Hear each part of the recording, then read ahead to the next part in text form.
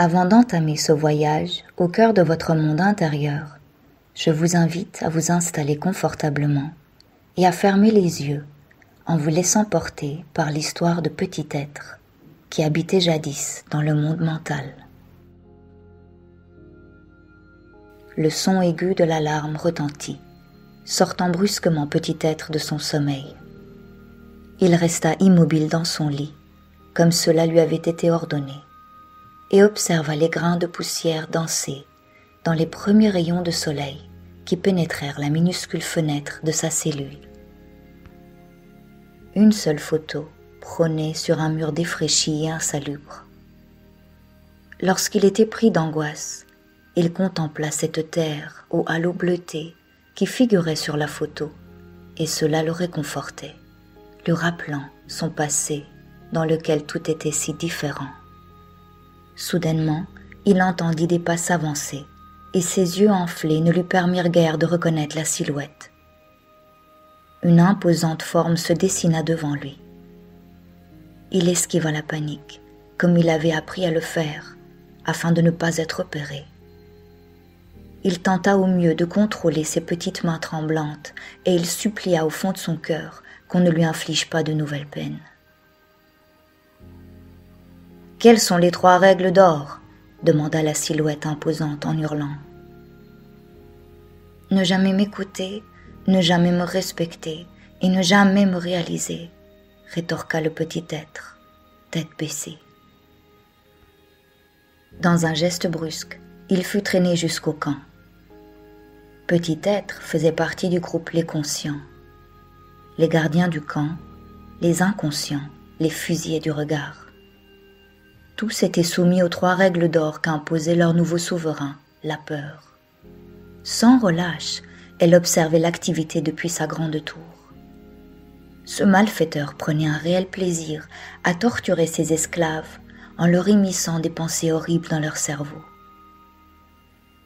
Si ce petit être voulait avoir une nouvelle chance de s'enfuir, il fallait qu'il se tienne à carreau, pensa-t-il, tout en jetant un coup d'œil par-dessus son épaule. Cela faisait à peine 1 heure qu'il creusait un trou, et son corps malfamé le faisait déjà souffrir. Les bribes de sa mémoire lui rappelèrent une phrase qu'un vieux sage des conscients lui avait transmise avant de mourir d'épuisement. « Amour de soi est ton roi. Il reviendra et unira les conscients afin de sublimer la peur. » Il se souvint alors. Jadis, avant que ce camp ne fût construit, ce pays qu'ils nommèrent le monde mental était habité par des êtres qui prônaient l'importance de l'amour inconditionnel. Leur empereur, Amour de soi, était un être d'une bienveillance inégalable. Il leur enseignait les valeurs d'un monde parfaitement équilibré. Lui aussi avait 3 règles d'or: l'écoute de soi, le respect de soi et la réalisation de soi. Sa sagesse fut transmise dans le monde entier jusqu'au jour où la peur arriva avec ses imposants soldats dans le royaume d'Amour de soi. La peur était de nature rusée et ne mit pas l'empereur Amour de soi au défi. Non, elle avait un plan bien plus sournois. Elle expliqua à l'empereur Amour de soi qu'elle avait été chassée de son territoire et lui demanda refuge pendant un certain temps. Dans toute sa bonté, Amour de soi acquiesça. La peur et ses soldats s'intégrèrent aisément auprès de ce peuple aux valeurs nobles. Ils avaient pour coutume de se réunir le soir autour d'un majestueux arbre blanc qu'ils encerclèrent main dans la main. Ils chantèrent à l'unisson dans un langage qui leur était propre, afin d'inonder le monde d'un amour inconditionnel. Au fil des semaines, la peur devint l'allié d'Amour de soi. Ces soldats cohabitèrent en paix avec les conscients, mais cette fausse amitié ne perdura pas longtemps. Un soir, lors du coucher du soleil, la peur rassembla tous ses soldats, les inconscients, dans la forêt qui arborait le village d'Amour de soi. Jadis, ces soldats ressemblèrent au peuple des conscients, mais à cause de la peur qui avait déversé un puissant sérum dans l'unique puits d'eau qui se trouvait dans leur village, ils se transformèrent tous, sans même s'en rendre compte. Ce sérum avait pour effet secondaire l'annihilation de toute forme d'émotion. Ainsi stérilisés de tout sentiment, ils devinrent des robots, malléables à souhait. Grâce à ce sérum présent dans leur corps, la peur pouvait dès lors les télécommander à distance, en immisçant des pensées et des actions précises dans leur cerveau. Ce soir-là, lors de cette réunion, la peur leur transmit ce message. « Mes bien-aimés soldats, il est venu l'heure de prendre possession de ces terres. Les conscients représentent un grand danger pour nous tous. Leurs coutumes sont étranges et ils prient un arbre blanc. Nous devons les convertir à nos 3 règles d'or, sinon nos dieux nous puniront. » Dès le lendemain matin, l'atmosphère du village devint pesante. Le peuple des conscients retrouva 7 de ses confrères dans un état de souffrance extrême. Jour après jour, une fièvre hautement contagieuse se répandit au cœur de ce village autrefois si paisible. Une angoisse grandissante habita dès lors le cœur des conscients qui sollicitèrent leur empereur, amour de soi, afin de trouver une solution au plus vite. Croyant s'adresser à un allié, amour de soi convoqua la peur afin de lui demander conseil. La peur lui dit sur un ton grave que son peuple avait été décimé par une fièvre inexpliquée, mais qu'il réussit à en sauver certains grâce à un sérum magique que le médecin du village avait élaboré juste avant sa mort tragique.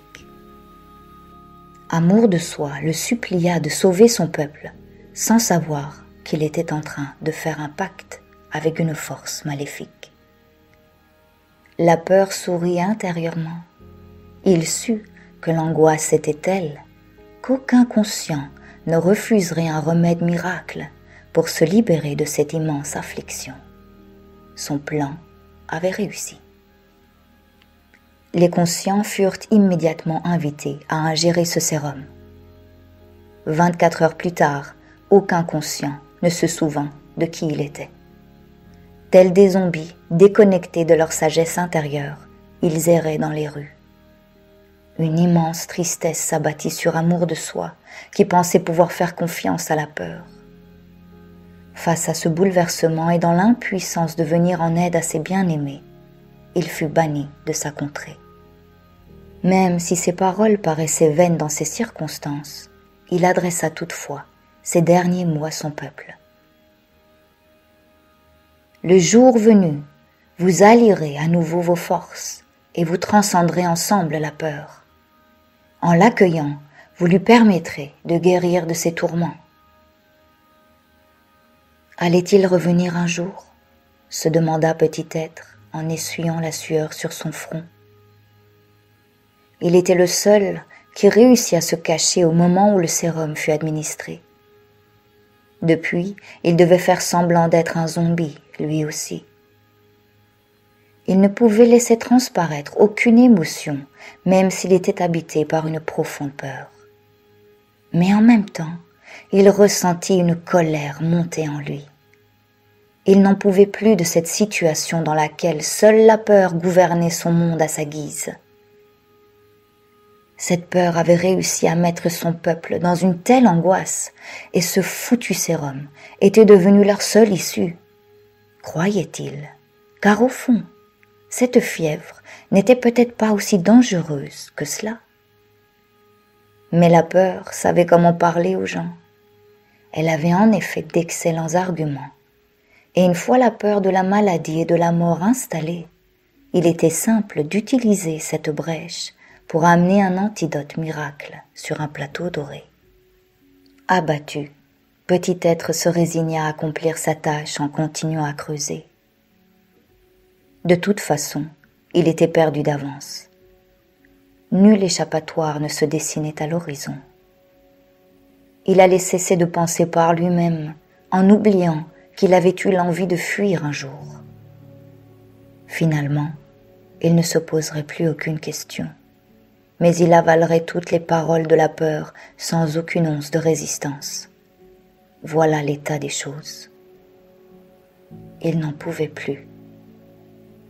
Exténué par cette souffrance interne, son corps lâcha et il s'écroula sur le sol poussiéreux. C'était trop tard. Les gardes le traînèrent jusqu'à la tour de la peur. Il allait subir un lavage de cerveau qui lui laisserait des cicatrices à vie, cette fois-ci.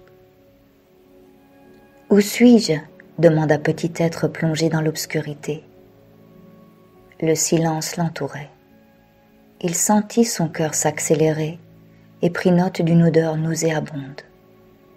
Quelque chose lui reniflait le visage. Il n'osa se mouvoir. « Pourquoi me désobéis-tu ainsi » siffla soudainement une voix rauque. « Préfères-tu mourir en martyr pour un peuple dont j'ai déjà ravagé le cerveau » continua la voix. Petit être resta silencieux. « Tu n'as pas besoin de répondre. J'ai observé les conscients pendant suffisamment de temps et je connais leur fonctionnement. J'ai surtout trouvé leurs failles. L'amour, quelle calamité, quelle naïveté. Même ton souverain, amour de soi, a pris la fuite. Quel lâche. Il n'était pas foutu de venir vous sauver et il vous a laissé mourir ici. Crois-tu encore que l'amour va sauver ta peau ? L'amour rend aveugle, tu sais, renchérit la voix. Petit être se rendit compte qu'il était toujours plongé dans un noir profond. Il toucha ses yeux et réalisa bouleversé qu'il ne restait plus que 2 trous. « Vous m'avez crevé les yeux » hurla-t-il de toutes ses forces. Mais un violent coup sur sa tête le fit sombrer. Lorsqu'il reprit conscience, il était menotté dans une cave insalubre. Aveugle, il tâta le sol en essayant de se repérer au mieux. Sa main heurta un bol rempli d'eau.